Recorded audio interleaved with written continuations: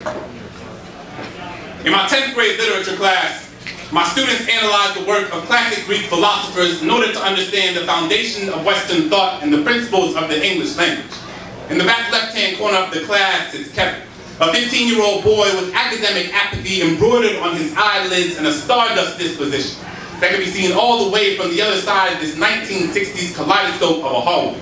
Keeps his head face down on his desk with no father. He tells me he's never known a man in this world worth looking up to.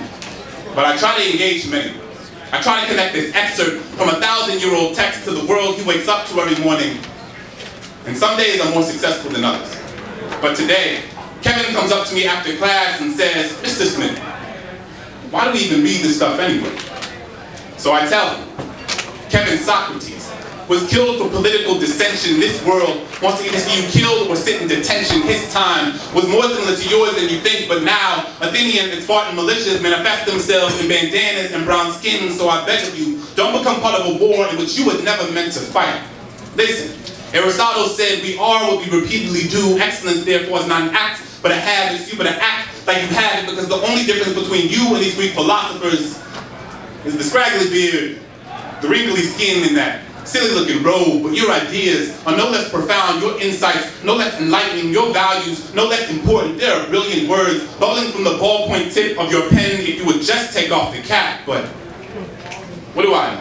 I'm just a 25-year-old public school teacher who continuously questions everything he's ever known. We have skin of a common complexion, but a lifetime of experiences more dissimilar than the solar system. So who am I to come into this classroom and tell you what to do? A quarter lifetime with the missteps has taught me that my savior complex is something I need to shed from my skin, so trust, I'm not trying to save you because I'm still trying to save myself. Honestly, how can I teach him to believe that he is Plato when gentrification has taught him he is nothing more than Plato, something to be moved and molded at will by those doing the sculpting, so there's only one thing left to do. Become the sculptor and not the sculptor.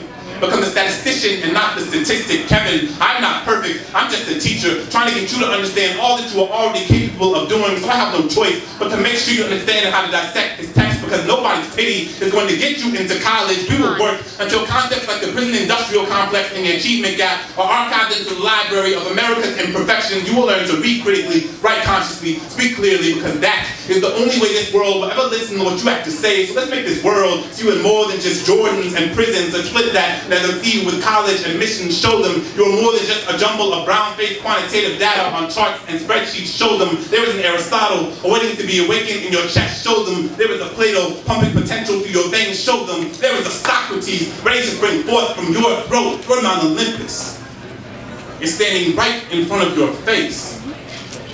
So now it's time to pick up your head and start climbing. Thank you guys.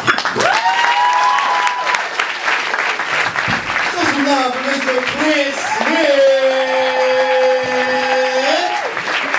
My dude, amazing, amazing, amazing.